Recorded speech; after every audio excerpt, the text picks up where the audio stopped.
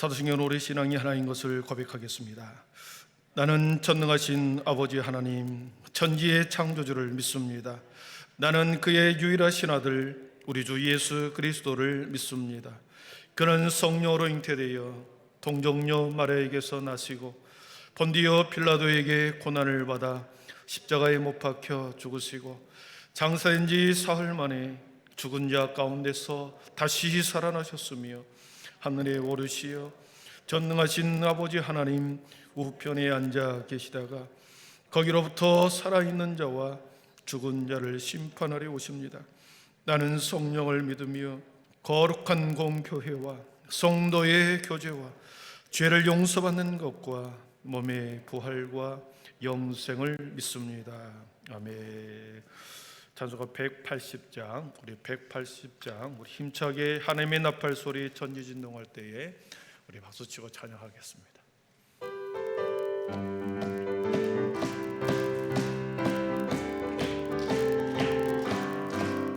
하나님의 나팔 소리 전지진동할 때에 예수 영광 중에 구름 타시고 천사들을 세계 만국 모든 곳에 보내 구원받은 성도들을 모으리.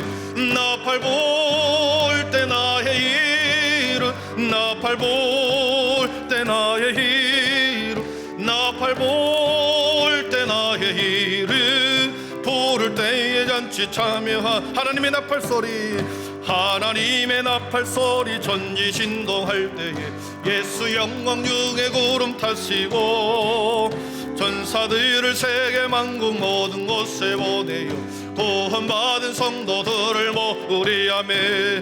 나팔 불 때 나의 이름, 나팔 불 때 나의 이름, 나팔 불 때 나의 이름, 부를 때에 잔치 참여. 무덤 속에 잠자는 자 그때 다시 일어나 영화로운 부의 승리 얻으리. 주가 택한 모든 성도 구름 타고 올라가 공중에서 주의 얼굴 배우리. 나팔 불 때 나의 이름, 나팔 불 때 나의 이름, 나팔 불 때 나의 이름, 부를 때에 잔치 참여하견. 주님 다시 오실 날, 주님 다시 오실 날을 우리 알 수 없으리.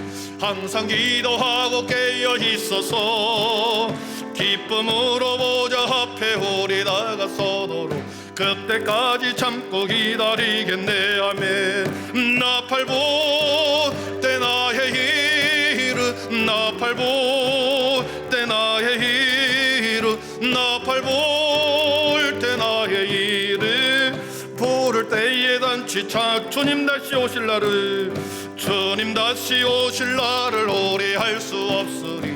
항상 기도하고 깨어 있어서 기쁨으로 보좌 앞에 우리 나가서도록 그때까지 참고 기다리겠네. 아멘. 나팔 불 때 나의 이름, 나팔 불 때 나의 이름, 나팔 불 때 나의 이름, 부를 때에 잔치 차. 나팔 불 때 나의 이름, 나팔 불 때 나의 이름, 나팔 불 때 나의 이름, 나팔 불 때 나의 이름, 부를 때에 잔치 참여. 한 번 더 합니다. 나팔 불 때, 나팔 불 때 나의 이름, 나팔 불 때 나의 이름, 나팔 불 때 나의 이름, 부를 때에 잔치 참여하. 나팔 불 때, 나팔 불 때 나의 이름, 나팔 불 때 나의 이름, 나팔 불 때 나의 이름, 부를 때에 잔치 참여하겠네. 아멘. 우리 이종옥 권사님, 우리를 대표하여 하늘 앞에 기도 올리겠습니다. 사랑의 하나님 아버지 감사합니다. 아멘. 푸르른 실록이 온 땅을 덮듯 따스한 주님의 사랑이 느껴지는 5월 가정의 달을 허락하여를 감사합니다. 아멘. 변함없는 사랑으로 항상 보살펴 주시고 기쁨과 감사의 마음으로 하나님 앞에 예배드리는 귀한 시간을 주셔서 더욱 감사합니다. 아멘. 날마다 크신 은혜와 사랑을 받았지만 말씀대로 살지 못하고 주여. 불순종하여 주님. 죄와 허물이 있는 모습 그대로 주님 앞에 나와 회개하오니 십자가 보혈로 깨끗하게 씻어 주시옵소서. 아멘. 코로나19 바이러스의 어려운 난국이 소멸되어 거리두기도 해제되었고 모든 일상이 회복되어 갑니다. 주님. 경제적, 물질적으로 어려움에 처한 주님의 권속들 지금의 어려움을 잘 극복할 수 있도록 지혜와 힘을 주시옵소서. 아멘. 무엇보다 예배가 회복되고 주님. 연약해진 우리의 믿음이 다시 회복되어 주님. 이웃에게 그리스도의 사랑이 복음의 빛으로 드러나기를 원합니다. 아멘. 늘 부족하고 연약함으로 힘들어할 때에도 하나님은 결코 유면하지 않으시고 주여. 우리의 작은 신음에도 응답하시는 분이시고 주님. 우리의 일상의 무거운 짐을 십자가 밑에 내려놓고 이 시간 오직 주님께 예배하며 믿음으로 기도하는 시간 되기를 원합니다. 아멘. 오직 예수님 한 번만으로 만족함을 드리며 참 소망과 기쁨으로 살아가게 하옵소서. 아멘. 저희 한빛교회를 축복해 주심을 감사드립니다. 아멘. 근원으로 돌아가자는 표어를 세우고 말씀 중심의 건강한 교회로 기도와 주님. 말씀으로 무장하고 주님. 주님의 사랑으로 이웃을 섬기는 아름다운 교회가 되게 하옵소서. 아멘.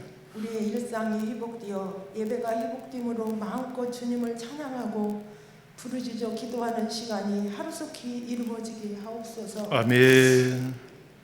특별히 배움의 길에 서 있는 청소년들을 사랑하여 주시고 주님. 여호와를 경외하는 것이 지혜의 근본임을 깨달아 알게 하여 주옵소서. 아멘. 한빛교회 자녀들 이 시대의 미래의 소망이며 꿈나무들입니다. 주님. 온 세상을 변화시켜 나가는 위대한 믿음의 자녀들입니다. 주님. 각자 주어진 삶의 터전에서 배움의 학교 생활에서도 성실하게 잘 배우며 빛의 자녀로서 예수님이 주시는 꿈과 비전을 가지고 살아가는 귀한 축복의 통로가 되게 하옵소서. 아멘. 항존직 분자들을 세우는 가운데 있습니다. 주님. 교회를 사랑하고 하나님 말씀에 순종하며 주님. 믿음이 신실하여 하나님 보시기에 흡족한 성령 충만한 믿음의 사람이 세워지기를 원합니다. 아멘. 하나님 도와주옵소서. 아멘. 이 시간 말씀을 전하시는 목사님께 성령 충만한 마음으로 채워주시는 주여. 세워주시고 선포되는 하나님의 말씀이 절망과 고통이 있는 성도들에게는 소망과 꿈을 주는 생명의 말씀이 되게 하여 주옵소서. 아멘. 삶의 문제로 어려운 분들에게는 위로의 말씀으로 힘을 얻는 은혜의 시간이 되게 하여 주시옵소서. 아멘. 함께 예배하지 못하는 모든 성도들, 질병으로 고통받는 자들에게도 치유와 회복의 시간, 은혜와 축복의 시간이 되게 하옵소서. 아멘.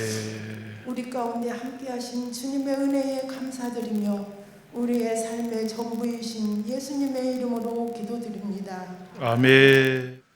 이 밤에 우리 하나님의 말씀은 누가복음 9장 우리 28절에서 우리 36절까지만 보도록 하겠습니다. 42절로 되어 있는데요. 43절까지 되어 있는데 우리 36절까지만 보도록 하겠습니다. 누가복음 9장 28절에서 36절입니다. 제가 말씀을 봉독해 올리겠습니다. 하나님의 말씀을 경청하십시오. 이 말씀을 하신 후 8일쯤 되어 예수께서 베드로와 요한과 야고보를 데리고 기도하시러 산에 올라가사 기도하실 때에 용모가 변화되고 그 옷이 휘어져 광채가 나더라. 문득 두 사람이 예수와 함께 말하니 이는 모세와 엘리야라. 영광 중에 나타나서 장차 예수께서 예루살렘에서 별세하실 것을 말할세 베드로와 및 함께 있는 자들이 깊이 졸다가 온전히 깨어나 예수의 영광과 및 함께 선 두 사람을 보더니 두 사람이 떠날 때에 베드로가 예수께 여짜오되 주여 우리가 여기 있는 것이 좋사오니 우리가 초막 셋을 짓되 하나는 주를 위하여 하나는 모세를 위하여 하나는 엘리야를 위하여 하사이다 하되 자기가 하는 말을 자기도 알지 못하더라. 이 말할 즈음에 구름이 와서 그들을 덮는지라. 구름 속으로 들어갈 때에 그들이 무서워하더니 구름 속에서 소리가 나서 이르되 이는 나의 아들 곧 택함을 받은 자니 너희는 그의 말을 들으라 하고 소리가 그침에 오직 예수만 보이더라. 제자들이 잠잠하여 그 본 것을 무엇이든지 그때에는 아무에게도 이르지 아니하니라. 아멘. 이 시간에는 부송 1, 2 동산구역 나와서 하나님께 찬양 올려드리겠습니다.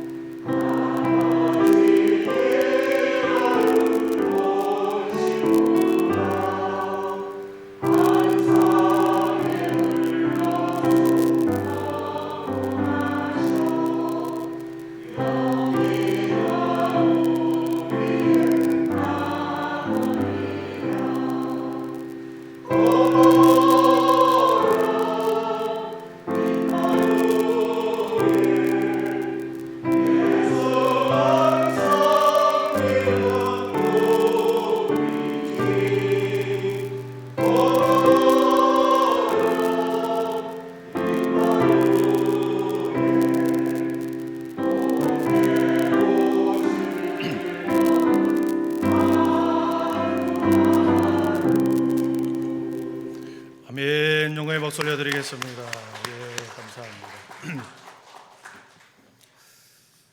우리 교회 소식 알려드리겠습니다. 지난 주일에 우리 2차 투표를 했는데요. 그 공지사항에 홈페이지에 올려놨습니다. 확인하시면 되겠고요. 돌아오는 주일 마지막 3차 투표가 있습니다. 우리 기도로 잘 준비하시고 혹시 선거와 관련해서 문의 사항이 있으면 선거관리위원장이신 우리 김종생 장로님에게 이렇게 문의해 주시면 되겠습니다. 우리 권사님이 기도해 주신 대로 우리 예배가 많이 회복됐습니다. 오늘 새벽 예배는 이 정도 꽉 찼습니다. 34명인가 35명인가 이렇게 예배를 드렸는데 점점점 우리가 새벽 예배도 회복되고 수요 예배도 회복되는 것 같습니다. 예배 자리에 우리 함께 최선을 다하여 우리가 예배 자리에 함께하기를 축복합니다. 우리 앞뒤 좌우 인사하겠습니다. 다시 예배를 회복시키십시다. 집사님, 장로님, 권사님, 다시 예배를 회복시키십시다. 인사하겠습니다. 믿음, 소망, 사랑의 빛이 있으라. 네, 감사합니다. 지난주 수요일 예배 때 우리는 2주에 걸쳐서 예수님의 존재의 물음, 존재론적 질문에 대해서 우리는 살펴보았습니다. 제자들에게 세상 사람들이 나를 누구라고 하느냐, 이 존재론적 질문을 제자들에게 세상 사람들에게 물어보라고 했습니다. 나를 어떻게 생각하는지 한번 가서 알아보라. 아주 매우 객관적인 질문을 답을 요구한 거죠. 그리고 난 후에 너희는 나를 누구라고 하느냐? 너희는 나를 누구라고 하느냐? 주관적인 질문입니다. 3년 동안 너희들이 나를 따라왔는데 너희들이 그동안 따라오면서 나를 옆에서 지켜보았는데 너희들의 마음과 너희들이 생각 속에 나를 누구라고 생각하느냐? 주관적인 답을 요구하셨습니다.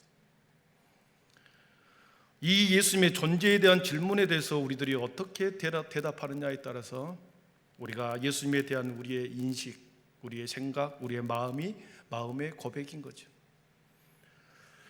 질문에 대한 대답은 우리가 예수님을 어떻게 생각하는지, 어떻게 믿고 대하는지를 우리들에게 알 수 있는 인식의 근거가 되는 것이죠.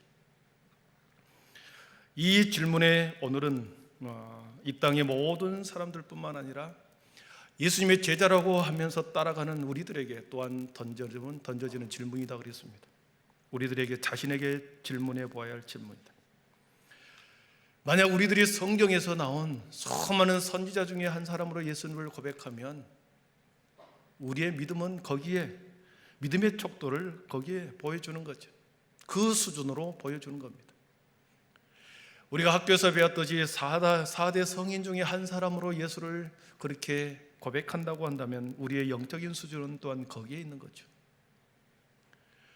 또한 2000년 전 로마 제국에 대항하여 체제를 정복하려고 하는 한 정치 지도자의 야망 속에 그 반대파에 의해서 숙청을 당하는 예수라고 고백하면 우리의 신앙, 우리의 믿음, 우리의 생각은 그 믿음의 척도를 또한 그렇게 보여줄 겁니다. 만약 우리가 베드로처럼 주님은 나의 그리스도가 되십니다. 내 주인이 되십니다.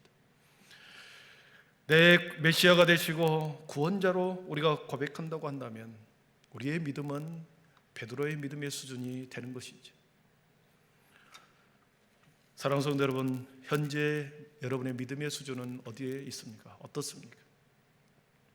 요즘 우리 많은 사람들에게 교회에서 많은 함께 신앙생활 하다가 듣는 소리가 있습니다.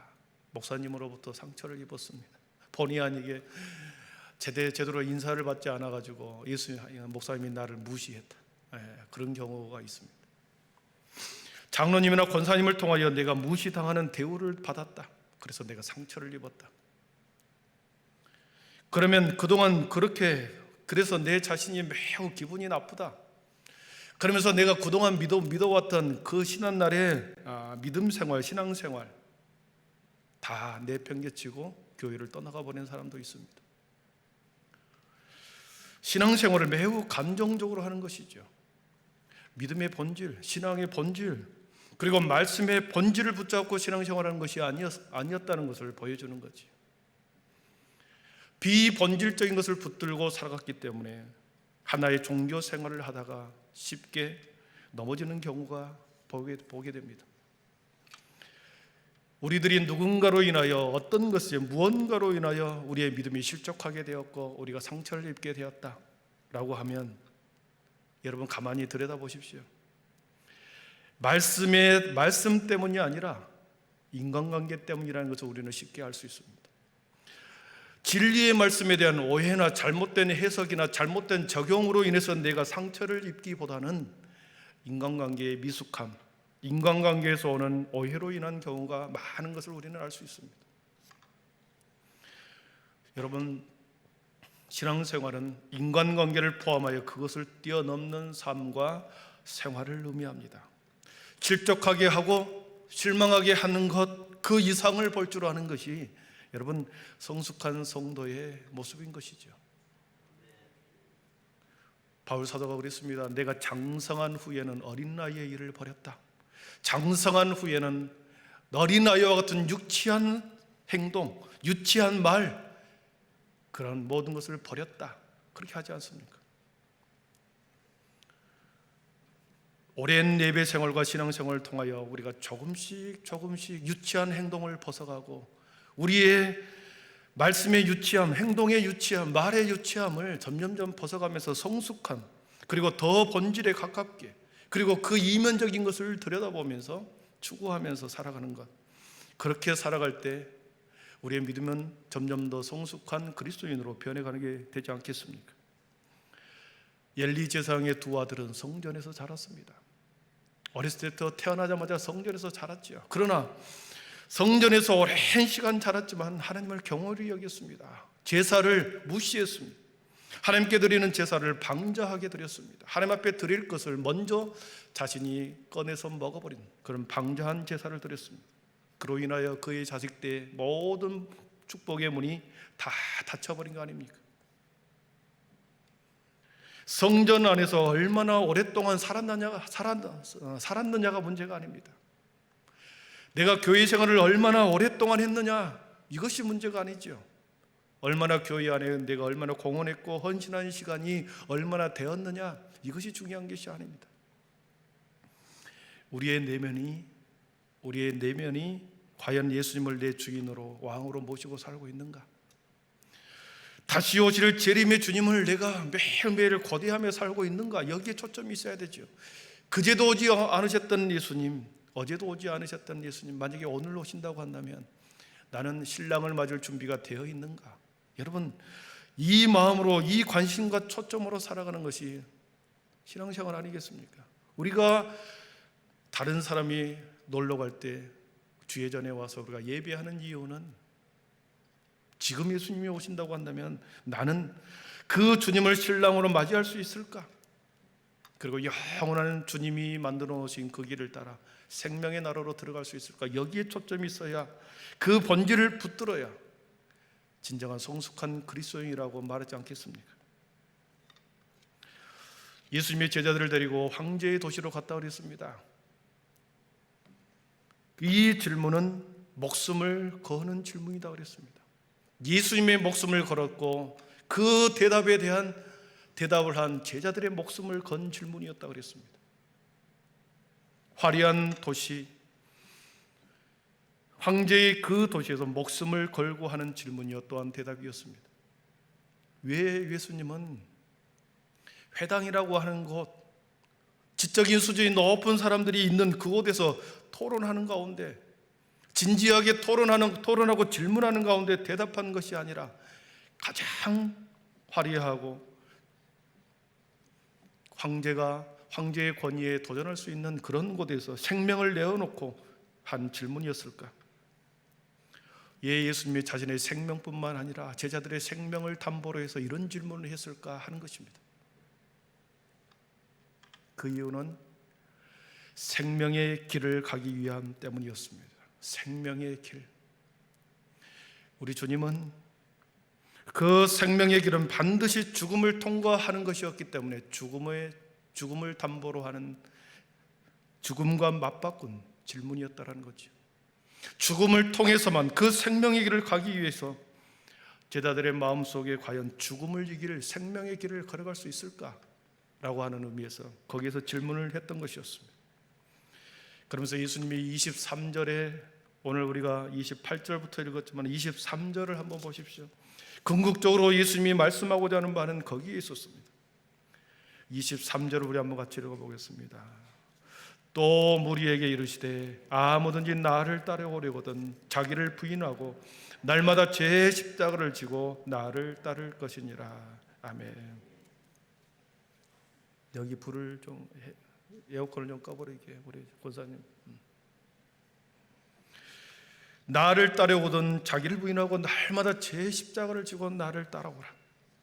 예수님의 궁극적인 목적은 생명의 길이었습니다. 사랑하는 성도 여러분, 교회의 존재의 목적은 뭐겠습니까? 생명입니다. 교회의 존재의 목적은 생명입니다. 어떻게 하면 돈을 많이 벌고 어떻게 하면 성공하는 비결, 그리고 인간관계를 잘하는 그 비결을 가르치는 것이 교회가 아닙니다. 교회는 생명이, 영원한 생명의 존재 이유가 있습니다. 우리의 신앙생활의 근본 이유도 여기에 있는 거죠. 교회는 우아하게 사람들이 모여서 그렇게 사교 활동하는 장소가 아니죠. 종교 활동에 서로 어울리는 동아리 모임도 아닙니다. 신앙생활의 근본 목적은 생명에 있는 것입니다. 그것이 본질이라는 거죠. 예수님이 나를 따라오려거든 제 십자가를 지고 나를 따라오라 하신 것은 생명의 길, 주님이 가진 그 십자가의 죽음의 길을 넘어 생명의 길을 과연 따라올 수 있는가라고 하는 것을 테스트하기 위해서 질문한 내용이었습니다. 오늘 본문의 말씀에 이제 그 생명의 길을 가려고 합니다. 그 생명의 길을 준비하려고 합니다. 생명의 길을 준비하는 첫 번째 시도는 곧 기도였습니다. 예수님이 28절에 보니까 제자들 3명을 데리고 산으로 기도하러 올라가셨습니다. 베드로와 요한과 야고보 3사람을 데리고 기도하러 산으로 올라가셨습니다. 제자들의 마음, 제자들의 생각과 믿음을 보았기 때문에 예수님은 이제 그가 가야 할 죽음의 길, 그 생명의 길로 나아가기 위해서 가장 우선적으로 준비했던 것, 첫 번째 시도가 기도하는 것이었습니다. 주님은 우리들에게 교회를 세워주겠다 말씀했습니다. 복음을 전하는 자들에게 천국의 열쇠를 우리에게 주시겠다고 약속했습니다. 그 약속을 이루기 위해 제자들을 데리고 이제 앞으로 닥칠 예수님의 생애의 마지막 그 길을 준비하는 것, 그것이 기도였습니다. 마지막을 준비하는, 마지막 때를 준비하는 것이 기도였습니다. 사랑하는 성도 여러분, 보십시오. 예수님이 공생애를 시작하려고 처음 공생애를 시작할 때 예수님이 뭘 했습니까? 광야로 나가 40일 동안 금식 기도했습니다. 위대한 하나님의 유업을 이제 시작하기 전에, 그 일을 나가서기 전에 예수님은 광야로 나가 금식 기도하신 것이죠. 사역의 처음에도 금식 기도로 시작했고 이제 사역의 마지막을 앞두고 그 길을 기도로 준비하시는 것입니다. 기도를 통하여 주님은 하늘의 영권을 부여받았습니다. 40일의 금식 기도를 통해서 자신이 하나님의 아들이신 모든 권세를 하나님 앞에 다 반납하고 인간으로서 죄인의 몸으로 모든 일을 감당하기 위해 그건 40일 동안 자신의 모든 기득권을 내려놓은 그 시간이 40일의 금식 기도다 그랬습니다. 그리고 그런 후에 세례를 받지요. 죄인들이 받는 세례를 받습니다. 하나님의 본체이신 성자 예수님이 인간에게 세례를 받는 것, 있을 수 없는 일이었습니다. 그러나 이 세례를 통하여 그는 공생의 출발점에서 하나님으로부터 세상 사람들로부터 공정을 받을 필요가 있다고 그랬습니다. 그래서 사람 앞에 세례를 받은 거죠. 그랬을 때 하나님께서는 보여줍니다. 사람들 앞에 눈으로 보여줍니다. 하늘이 열리고 하늘에서 비둘기 같은 성령이 예수님께 임하시는 것을 사람들에게 보여주었습니다. 눈으로 보고 공증한 거죠. 확증을 받았습니다. 그리고 거기에서 그치는 것이 아니라 세례받고 올라오는 모든 사람들이 보는 그곳에서 귀로 들려줍니다. 귀에서 하늘에서 들려오는 소리가 있습니다. 이는 내 사랑하는 아들이요 내 기뻐하는 자라. 눈으로 보여주고 귀로 들려주므로 우리 주님이 하나님의 사랑하는 아들이요 기뻐하는 자라는 것을, 그리고 이제야 세상 한복판에 내보낸다는 것을 많은 사람들에게 공증하고 확증하는 시간이었습니다. 그래서 예수님이 공생애를 시작했습니다. 이제 공생의 마지막을 앞두고 죽음의 길을 걸어가기를 원합니다. 그래서 제자들 3명을 데리고 산으로 올라갑니다. 이 기도는 며칠 뒤에 예수님이 잡히시기 전날 밤에 겟세마네 기도와 연결되는 기도의 내용입니다. 생명의 길을 놓으시기 위한 기초 작업으로 산에 올라가 하나님 앞에 기도하기 시작합니다. 기도했을 때 3가지 모습이 변한 3가지 모습이 일어납니다. 산에서 기도할 때 3가지 모습. 첫 번째는 예수님의 용모가 변화되었습니다. 예수님의 용모가 변화되었다. 우리 29절에 보시면 기도하실 때 용모가 변화되고 그 옷이 휘어져 광채가 나더라 그랬습니다. 여러분, 예수님의 용모가 변화됐다. 원래 예수님의 모습이었습니다.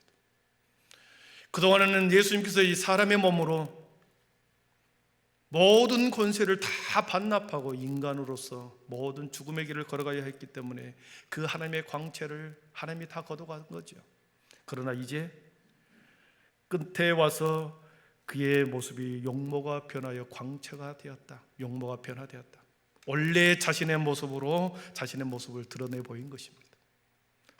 우리 예수님은 하나님의 보좌 우편에 그러한 영광을 가지신 그 광채의 모습이 원래의 모습이었습니다. 그 원래의 자리로 돌아가기 위해서 모세와 엘리야를 보내서 초청장을 보내는 겁니다. 우리 30절을 한번 보겠습니다. 30절, 31절을 같이 읽어봅니다. 문득 2사람이 예수와 함께 말하니 이는 모세와 엘리야라. 영광 중에 나타나서 장차 예수께서 예루살렘에서 별시하실 것을 말할세 그랬습니다. 예루살렘에서 별시할 것을 말했다. 여러분, 별세라고 하는 말이 무슨 뜻입니까? 죽음을 의미하죠. 우리나라 말로 별시하셨다, 죽으셨다 그 뜻이지만 전혀 다른 세상이 열렸다, 새로운 세상이 열렸다, 별시라는 거죠. 전혀 다른 세상. 이제 모세와 엘리야를 통하여 곧 예수님이 죽으시고 별시하여 전혀 다른 세상으로 갈 것을 예수님에게 그 기도의 자리에서 말씀을 하고 있고 초청을 하고 있는 겁니다. 원래의 자리, 원래 있어야 할 그 자리로 주님은 돌아가려고 합니다. 그리고 두 번째, 그 기도의 자리에서 구름 속에서 하나님의 음성이 들려왔다고 그랬습니다. 우리 34절을 한번 보겠습니다. 34절입니다. 시작. 이 말할 즈음에 구름이 와서 그들을 덮는지라. 구름 속으로 들어갈 때 그들이 무서워하더니 35절 구름 속에서 소리가 나서 이르되 이는 나의 아들 곧 아멘. 뭐라고 말씀합니까? 이는 나의 아들 곧 택함을 받은 자니 너희는 그의 말을 들으라 했습니다. 여러분, 이 말씀은 마태복음 17장 5절에 보니까 이는 내 사랑하는 아들이요 내 기뻐하는 자니 너희는 그의 말을 들으라 그랬습니다. 구름이 제자들과 예수님이 있는 그 자리를 덮었습니다. 여러분, 우리가 알다시피 구름은 하나님의 임재를 말합니다. 하나님의 현현을 말씀하는 거죠. 하나님이 그 자리에 나타났습니다. 제자들 3명과 예수님이 있는 그 자리에 우리 하나님의 성부 하나님이 나타나서 또한 말씀을 합니다. 이는 내 사랑하는 아들이요 내 기뻐하는 자니 너희는 그의 말을 들으라. 이는 나의 아들 곧 택함을 받은 자니 너희는 그의 말을 들으라. 여러분, 이 말은 어디서 들었습니까? 바로 앞에 우리가 세례를 받을 때 이 소리를 들은 거죠. 세례를 받을 때 공생애로 시작하여 나가기 전에 하늘에서 음성이 들렸을 때 이는 내 기뻐하는 아들이요 내 사랑하는 아들이요 내 기뻐하는 자라. 세례를 받을 때 들었던 음성이었습니다. 이제 모든 공생애를 끝내고 별세의 나라, 전혀 다른 원래 있었던 그 자리로 돌아가려고 하는 그때에 하나님께서 다시 한번 똑같은 말씀을 하시는 겁니다. 이는 내 사랑하는 아들이었고 내가 택한 자였고 내 기뻐하는 자였다. 여러분, 연결되지 않습니까? 아버지 곁으로 영원한 생명의 자리로 올라가기 위해서 소환하기 전에 공생의 시작과 끝을 똑같이 하나님이 세상 사람들에게 말해줍니다. 3년 반 동안 내가 하늘의 비밀을 가르쳤던 이 사람이야말로, 이 예수야말로 나의 아들이었다. 내 사랑하는 아들이었다. 내 기뻐하는 자였다. 다시 결론적으로 말을 하는 거죠. 하늘로 소환하기 직전에 들려주는 말이었습니다. 그리고 마지막으로 기도할 때 그곳에서 오직 예수만 보였다 그랬습니다. 우리 36절을 같이 읽어봅니다. 시작. 소리가 그침에 오직 예수만 보이더라. 제자들이 잠잠하여 그 본 곳을 무엇이든지 그때에는 아무에게도 이르지 아니하니라. 아멘. 여러분, 세 명의 제자들에게 하늘의 소리가 들렸습니다. 그리고 서서히 구름이 걷히기 시작합니다. 그들을 둘러싸고 있는 구름이 서서히 걷혔습니다. 완전히 다 걷혔습니다. 맑은 청아한 하늘이 되었습니다. 그때 뭐가 보였다 그랬습니까? 오직 예수만 보였다 그랬습니다. 오직 예수만 보였다. 하나님이 사라진 그 자리, 구름으로 모든 것이 가득한 안개가 걷히는 그 순간에 온 세상은 가장 깨끗하고 청아한 하늘이 된 것이죠. 거기에 예수님이 보인 것이었습니다. 여러분, 우리가 믿는 예수, 오늘 변화산상에서 보았던 예수님의 이 모습, 구름이 다 거치고 하나님이 이 하늘로 다시 올라간 후에 구름이 거친 후에 보인 그 예수, 우리는 그 예수님을 바라보고 사는 자들인 줄 믿습니다. 오직 예수만 보이는 자리가 어디였습니까? 예수가 보이는 자리, 기도하는 산이었습니다. 기도하는 자리였습니다. 기도하는 순간이었습니다. 그 예수는 우리가 기도의 자리에서, 우리의 삶의 기도의 자리에서 그 예수는 더욱 선명하게 보여지는 겁니다. 세상에서는 결코 보이지 않았던 그 예수님이 기도의 자리에서 가장 맑고 깨끗하게, 가장 순수하게 기도의 자리에서 주님이 보이게 되는 것이죠.